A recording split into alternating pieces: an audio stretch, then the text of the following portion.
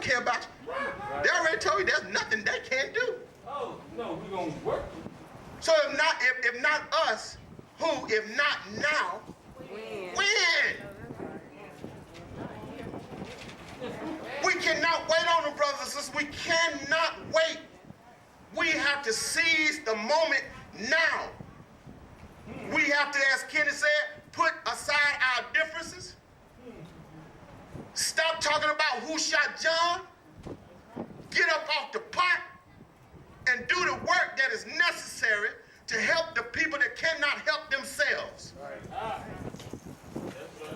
There are people who are afraid to come out here because they are afraid. A lady told me, I can't come out because I'm afraid that if I come out and I put my name on something, they're going to take my house. Huh?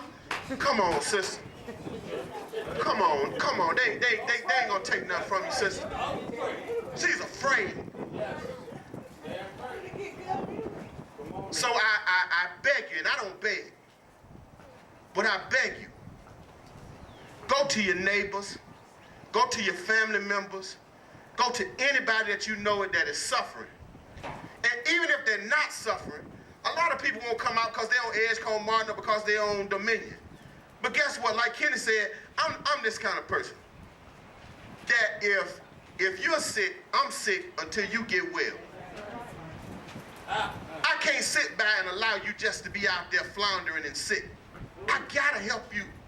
I gotta see, because guess what? If I help you, I'm helping myself. And that's the only way. I see my classmates in here. That's the only way you know as well as I do that when you look around in this city, you're not lost. You just don't know where you are. Because this is not where we grew up. And that is not to say that it was perfect then. No, it wasn't perfect, but it wasn't this. This right here is something that I do not recognize.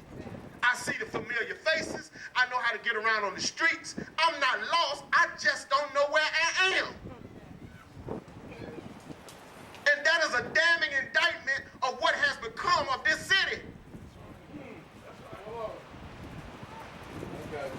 We got to get these no good folk that say they represent us out of these offices. They got to move. You got to go. You got to get out of the way, bro. You impeding the progress of the people. Skinning and grinning and doing all that kind of foolishness and glad-handing with these white boys, and they don't care about you, putting you up out front, and guess what? You're going to be the scapegoat in the end. Watch what I tell you. You ain't have too long before every leader that you think is a leader in your community gonna get caught up in something. And they ain't gonna get caught up in it just now. They've been caught up in it, but the white boy been holding it back on them so that you can't see it. Sweeping it under the rug. But guess what? It's gonna be pulled back. And all that you have done will be revealed. I asked them, reveal your light bill. They won't do it.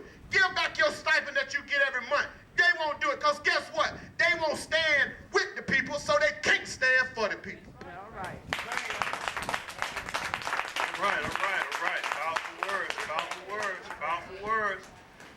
Powerful words demand powerful actions. That's right. It means, we don't follow through with actions. And we just voices blowing in the wind. So it's very, very important that we have actions. And as he said so eloquently, just again thinking about Dr. King's words, Dr. King said, an injustice anywhere is an injustice everywhere. That's right. And there's a lot of injustices going on. But hey, this is a step in the right direction of pulling people together. And before I bring up the next speaker, one of my mentors, who's an ancestor now, Reverend Ashaka Musa Barashango, used to always say the following, and I put this in context today, is that a lot of times we be at events like this and we look around, and she said, to some people they've been intimidated not to come or whatever. A lot of times we be at events like this and we look around and we say, well, I know people out there hurting and suffering. Where everybody at? Why they not coming out? Barashango used to always say, brother, don't worry about it. He said, conditions create consciousness. And as the conditions and the people turn up the heat, the people who not out today, he said, they'll be out tomorrow. He said, just keep moving forward. Right.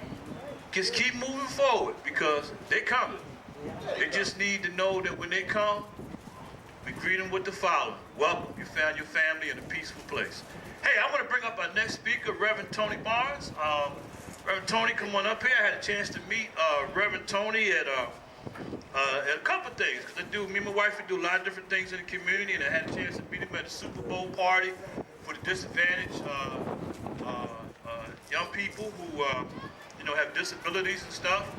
And, he's been out there doing different things in the community. So, again, I'm honored to be able to introduce him today and had a chance to share with him some other things that I'm doing. So, no further ado, Reverend Tony Barnes. Good evening. Man, I'm excited and glad to be here. Amen. Thank God for each and every one of you. My name is Pastor Tony Barnes. I'm pastor of Remnant Outreach Church on Old Wilson Road. And first of all, I'd just like to say that I'm angry.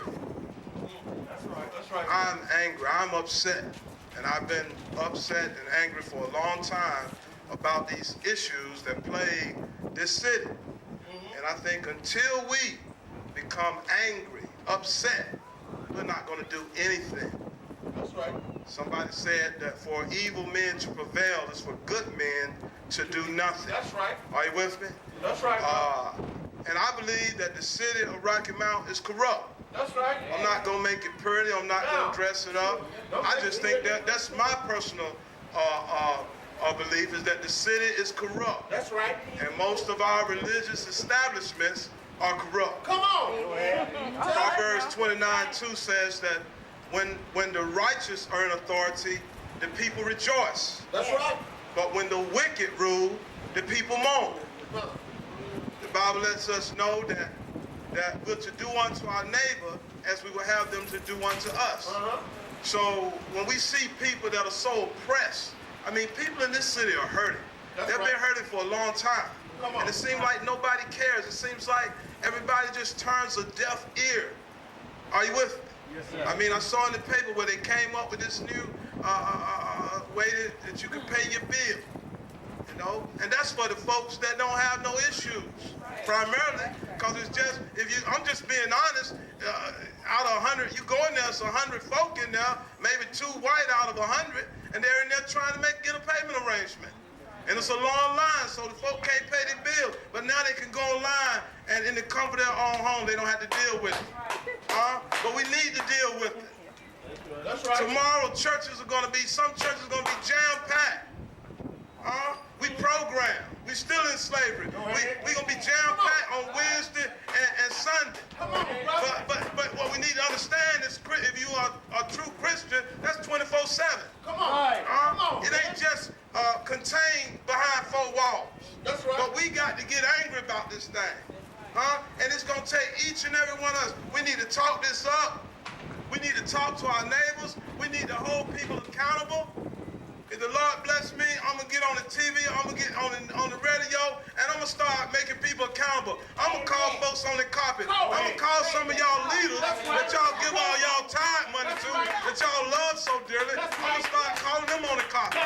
Because we all need to be gathering around for this cause. It's people hurting, man. It's folks can't pay their bills. It's folks suffering. They open their refrigerator, ain't no food, but they embarrassed and they're ashamed. And they scared to go ask somebody because folks so empty nowadays, all they going to do is talk about you. Come on. But something got to be done. I'm serious about this thing, man. We got to get on fire. We got to get angry about this. This is what Jesus came to do. Right. To relieve the oppressed, the fatherless, the widows, those that are oppressed. Are you with me? And I'm telling you, and what's going to happen when somebody blow their brains out, then we're going to be like, oh, okay, it's time to do something now. But I'm telling you, people on the verge right now, I don't know how they made it this far. I know the Lord, and I mean, He strengthened me, and I can handle it. But I know a lot of folks that don't know the Lord, and I don't see how they can make it. Come on. I don't see how they make it. I'm surprised nobody ain't went in there and shut up the place. I'm just being real. I'm just being real.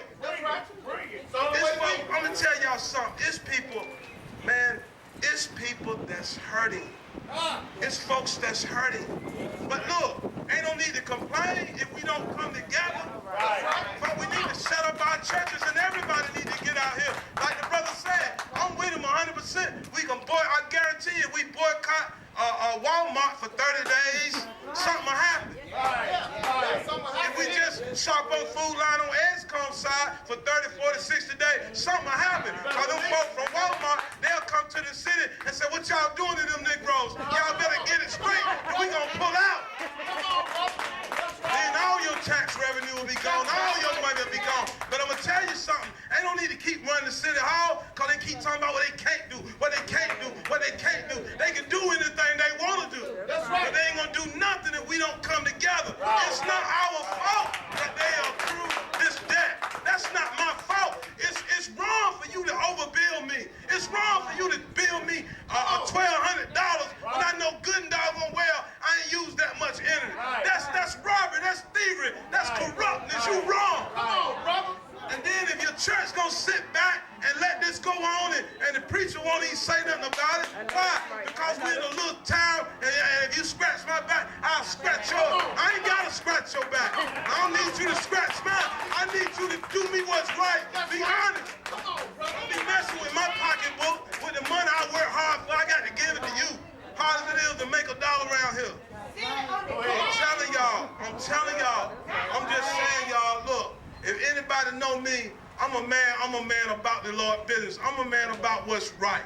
Okay, I grew up in Armstrong Project. I know what it is to have nothing. I know what it is to be poor. I know what it is, okay? And I'm gonna do anything I can, but we got to do the same thing. Right. If you go to a church or whatever and your pastor ain't saying nothing about it, you need to pull him to the side and say, bro, hey, you know what we gonna do about this here? We all need to come together. That's right, if we can't do nothing about it, you need to move somewhere else and get with some folk that's for real. Because I'm telling you, this ain't of the Lord.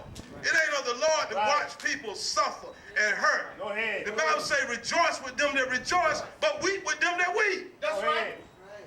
While you going to church talking about we having a good time, and you know, hey, folks out here don't know how they gonna make it. That bothers me, and I'm a pastor. But I'm about business. I'm for real. It ain't just about, you know, putting on a show. It's about making a difference in people's lives. Right. And I just want to compel us, please, y'all, let's work together. I mean, each and every one of us, we all have a job to do. Talk to your friends. Talk to your neighbors. Say, look, let's get with these brothers, and let's make something happen in this city. Right. Thank you so much. God bless you.